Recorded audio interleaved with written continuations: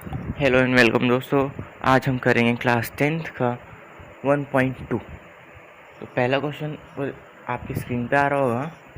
तो पहला क्वेश्चन क्या कहेगा, express each number as a product of its prime factor. तो देखो, इसका फर्स्ट पार्ट है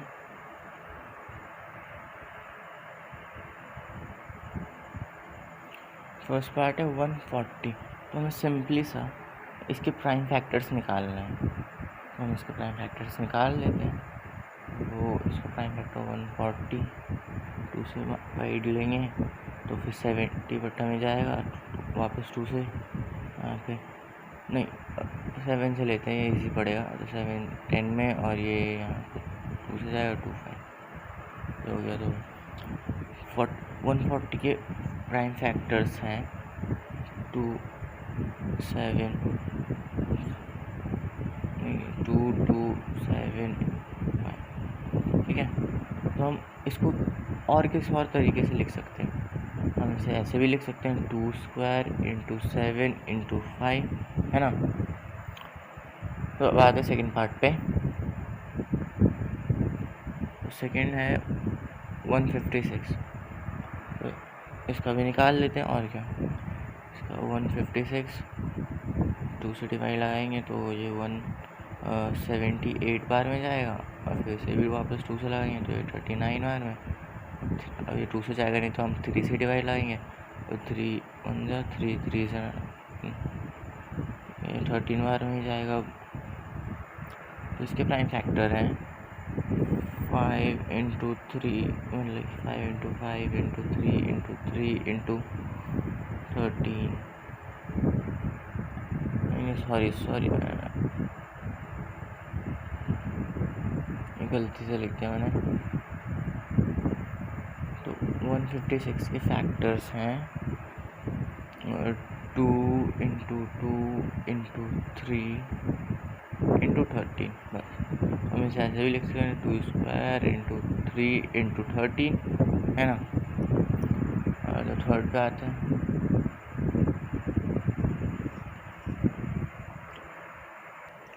तो देखो थर्ड वाला क्या है, थर्ड वाला 3825 है। कोई नहीं, इसका भी निकाल लेते हैं। बटा हमारा 3825। तो इसको ये 5 से ही जाएगा क्योंकि इसके यूनिट डिजिट पे 5 है। तो 5 से जाएगा तो 765 बार में जाएगा, और फिर ये वापस 5 से जाएगा और फिर 153 बार में, और ये तो 3 से ही जाएगा तो 351 बार में जाएगा, और ये वापस 3 से जाएगा तो 17 बचेगा। तो हमने इसके प्राइम फैक्टर्स निकाल लिया। तो इसके प्राइम फैक्टर्स क्या होंगे 5 इंटू 5 इंटू 3 इंटू 3 इंटू 70। ठीक है, और हम इसे 5 के स्क्वायर भी ले सकते हैं और 3 का स्क्वायर इंटू 17 भी ले सकते हैं। अब आते हैं फोर्थ पार्ट पे। फोर्थ पार्ट क्या है 5005।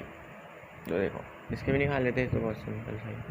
5005 5 से ही जाएगा, 100,001 और ये 7 से आएगा, और ये 143 बार में जाएगा 11। अब ये जो 11 के टेबल में आता है 11 से 13 बार में जाएगा। मैंने कैलकुलेशन पहले कर रखी है इसलिए मुझे ज़्यादा टाइम नहीं लग रहा। तो इसके फैक्टर्स हैं 5 इंटू 7 इंटू 11 इंटू 30।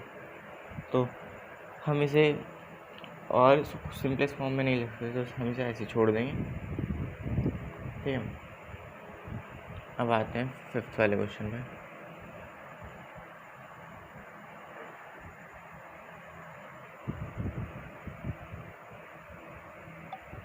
तो फिफ्थ वाला क्या है 7429। कोई नहीं, इसका भी निकाल लेते हैं। इसका तो बहुत ज़्यादा ही सिंपल है, इसका तो आप मेंटली भी कर सकते हो। अगर आप इसे करोगे तो इस 17 के टेबल में आता है 17 19 बार में जाएगा और फिर जाके 23, क्योंकि ये सारे के सारे क्या है, प्राइम नंबर्स, इसीलिए। अब आते हैं सेकंड क्वेश्चन पे। तो सेकंड क्वेश्चन क्या कह रहा है, find the LCM and HCF of the following pairs of linear equation of pairs of integer and verify the LCM into HCF equals to product of the number.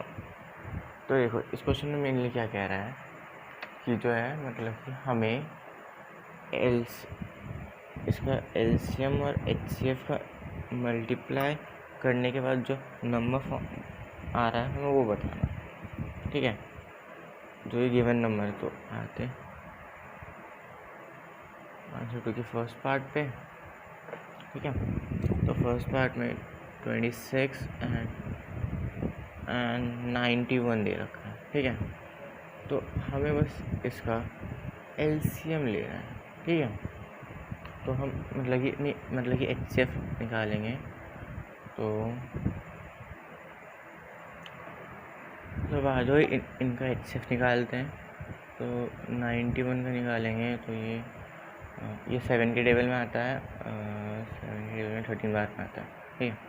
और जो 26 का निकालेंगे तो 2 से आएगा 13 बार में, ये और फर्दर डिवाइड नहीं हो सकता। तो अब हमें ये क्या कहते हैं, 26 = 2 × 13 और 91 = 7 × 13। तो इसका एचसीएफ क्या आ गया 13, और अब इसका एलसीएम भी निकालना है।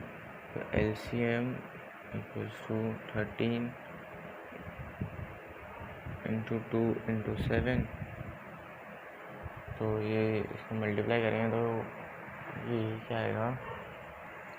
तो अब इसका एलसीएम जो है, एलसीएम क्या आएगा 182, और हमें जो है एचसीएफ और एलसीएम का प्रोडक्ट भी निकालना है।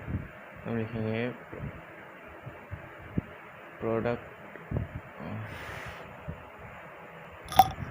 तो अब हम LCM × HCF = 13 × 182 which is equals to 4366। और हम प्रोडक्ट ऑफ नंबर्स भी निकालना है, क्योंकि एचसीएफ, क्योंकि हमें क्या करना है, देखो क्वेश्चन में क्या दे रखा है, LCM × HCF = product of the two number. तो जो एचसीएफ और एलसीएम का जो प्रोडक्ट है वो तो इन दोनों नंबर्स के सम के मतलब कि वो प्रोडक्ट के बराबर होना चाहिए। इसका भी हम प्रोडक्ट निकालेंगे, product of numbers is equals to 26 × 91 which is equals to 4366। तो वही आंसर आया यानी कि सही। और अब आते हैं सेकंड पार्ट पे। सेकंड पार्ट है 510 एंड 92। तो हम इसका एलसीएम लेंगे, 510 का लेते हैं तो ये 5 बार में जाएगा, 102 बचेगा, 251, और ये 51 किस में जाएगा 3 बार में। अब 92 का निकालेंगे तो 92 2 से जाएगा 46 में बार में, और ये 2 से जाएगा, ये 23। तो अब निकाल लेते हैं, और ये 92 के प्राइम फैक्टर्स हैं 2 × 2 × 23 और 510 के हैं। तो अब हम 510 का प्राइम फैक्टर्स लिख देते हैं, 2 × 3 × 5 × 7। नहीं सॉरी, यहाँ पे ये 17 बार में जाएगा, यहाँ पे 7 नहीं 17 आया। तो हमें इसका एचसीएफ निकालना है। तो HCF इक्वल्स टू, तो देखो बस 2 ही कॉमन आ रहा है इन दोनों में, तो 2 हो जाएगा। और LCM निकालना है, तो LCM इक्वल्स टू 2 इंटू 3 2, तो यहाँ पे क्या होगा 2 इंटू 3 इंटू, यहाँ पे 2 का स्क्वायर आ जाएगा, क्योंकि यहाँ मतलब कि हम 2 बार एज्यूम करेंगे ना, क्योंकि एक बार अलग से भी और एक कॉमन भी आ रहा है, ठीक है। 3 इंटू 5 इंटू 23 इंटू 17, तो LCM क्या आ जाएगा हमारे पास 46,920। हाँ, और अब LCM और HCF का product, LCM into HCF is equals to 2 into 4 4 6 9 2 0, तो इसका वो क्या आएगा, इसको जब हम मल्टीप्लाई वगैरह करेंगे तो एक सेकेंड, तो देखो कि यहाँ पे हमारी हमसे कैलकुलेशन मिस्टेक हो गई। यहाँ इसका LCM जो है ये नहीं आएगा, इसका LCM आया 23,460। हाँ, तो हम सॉरी मतलब कि ये आंसर ये गलत है, इसका ये आएगा मतलब कि क्या, जब हम इसको मल्टीप्लाई करेंगे तो 4 से अच्छा नहीं 1730, यहाँ पर हमने गलत लिख दिया है, तो इससे गलती हो गई, सॉरी यार। LCM into HCF equals 2 into 11730 equals 23460, product of numbers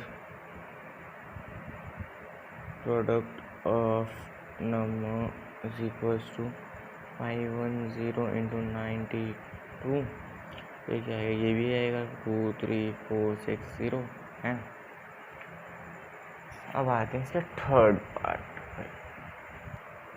तो देखो इसका थर्ड पार्ट क्या है, तो थर्ड पार्ट है 336 एंड 54। हम इसका LCM ले लेंगे, तो चलो 54 का LCM लेते हैं। 54 फिर 2 से जाएगा 27 में, और 3 से 9 फिर 3 और आते हैं 336 के बाद ऊपर, और ये 2 से नहीं 3 से जाएगा, 3 से जाएगा 102 बार में, और फिर 2 से जाएगा 52 बार नहीं 56 बार में, और फिर जाके वापस 2 से जाएगा 28 बार में, और फिर ये वापस 2 से जाएगा 14, फिर 2 फिर 7 बस। और फिर अब लिख देते हैं हम 54 इज इक्वल्स टू 2 इंटू 3 का स्क्वायर, और अब हम 336 को भी लिख देंगे। हमने इसे मतलब इसके सिंपलेस्ट फॉर्म में लिखा है। हाँ सॉरी, यहाँ पे स्क्वायर नहीं आएगा, यहाँ पे क्यूब आएगा। हाँ, और यहाँ पे 2 raised to power 4 into 3 into 7। अब आते हैं इसका HCF पे, तो HCF क्या हो जाएगा इसका HCF हो जाएगा 3 नहीं 6 होगा, सॉरी 2 भी तो कॉमन आ रहा है। LCM क्या होगा, LCM 2 raised to power 4 into 3 raised to power 3 into 7, जो कि हो जाएगा 3024। ठीक है, सॉरी अगर नोटबुक टेढ़ा था, मैंने देखा नहीं, पता नहीं आपको दिखा भी होगा या नहीं। तो अगर नहीं दिखा तो अभी कर सकते हो वीडियो पॉज करके, मैं आगे बढ़ता हूँ।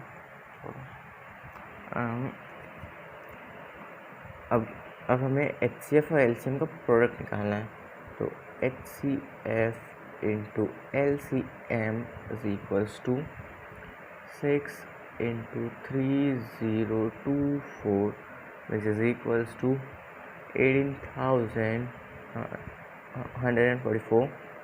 Product of numbers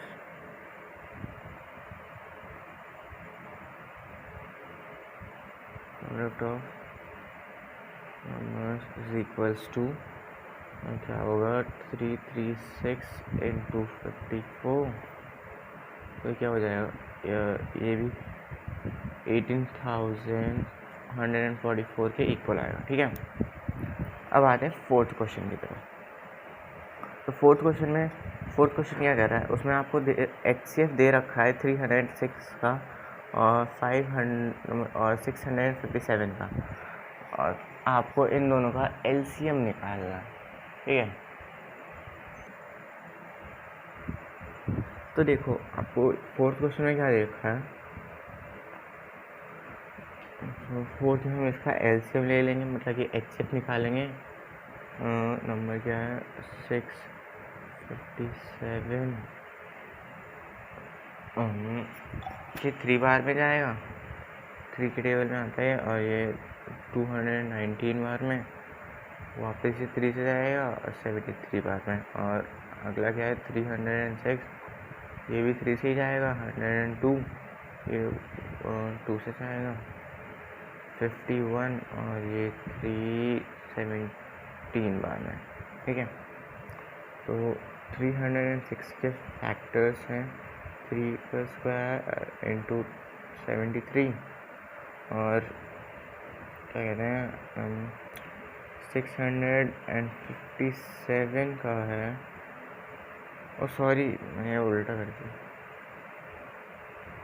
ये जो क्या छोड़ो अगला ही लिख देता हूँ।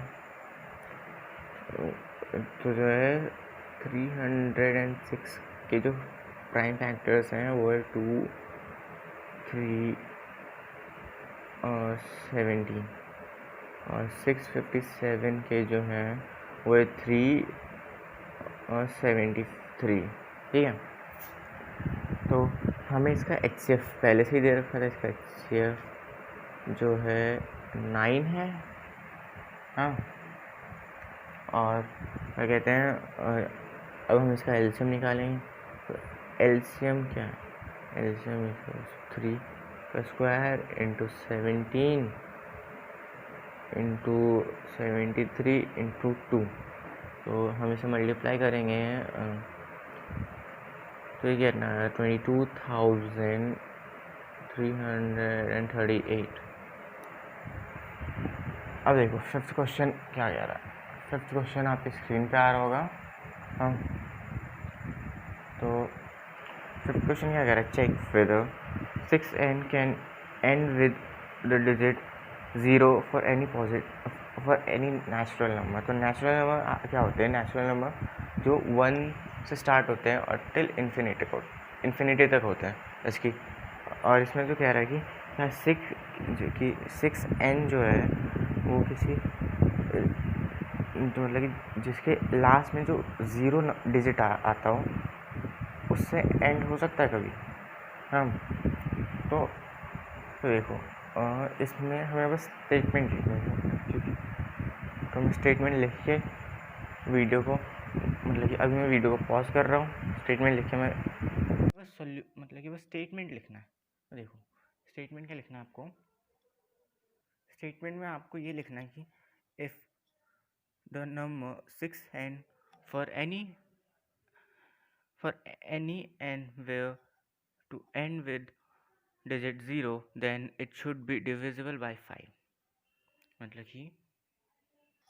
मतलब कि जो नंबर होना चाहिए जो भी n की वैल्यू होगी वो 5 से डिविजिबल होगा, क्योंकि जो नंबर है वो 0 से एंड हो रहा है। ठीक है, तो अगली स्टेटमेंट होगी prime factor for 6n would contain the prime 5। और अब हमें ये स्टेटमेंट लिखनी है और नॉट पॉसिबल, क्योंकि ये पॉसिबल नहीं है कि वो 5 से एंड हो। Not possible 6n is equal, तो हम 6n को 2 into 3 का होल n भी लिख सकते हैं और 2 raise to power n into 3 raise to power n। तो इनमें 5 नहीं आ रहा है, मतलब कि ये 5 इनमें से कोई भी 5 से डिविजिबल नहीं है। तो by uniqueness of fundamental theorem of algorithm arithmetic there are no other prime in factorization of 6n. Therefore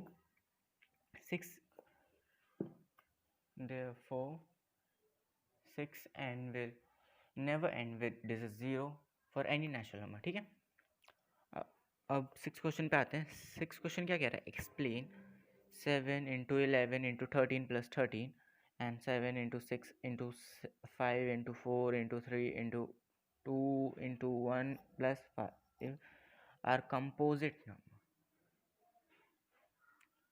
तो मैंने कंपोजिट नंबर आपको बताया था कि कंपोजिट नंबर क्या होते हैं।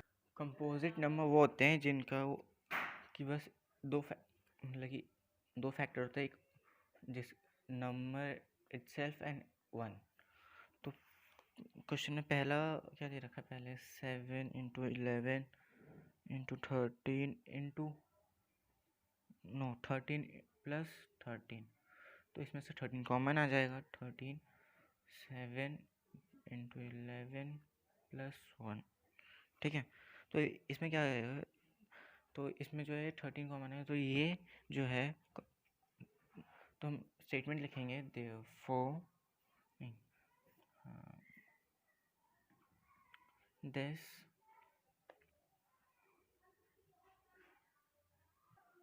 तो आपको कंक्लूडिंग स्टेटमेंट ये लिखना है that this has 13 as a factor other than 1 and number itself, which implies 7 into 11 into 13 plus 13 is a composite number। और आपको सिमिलर मतलब कि इसी के जैसे जो अगला नंबर दे रखा है उसका भी यही करना है। तो अगला क्या है, 7 इंटू 6 इंटू 5 इंटू 4 तो 3 इंटू 2 इंटू 1 प्लस 5। तो इसमें 5 जो है कॉमन आ रहा है, तो 5 को कॉमन ले लेंगे। और 7 into 6 into 4 into 3 into 2 into 1, ठीक है, नहीं 1 प्लस 1।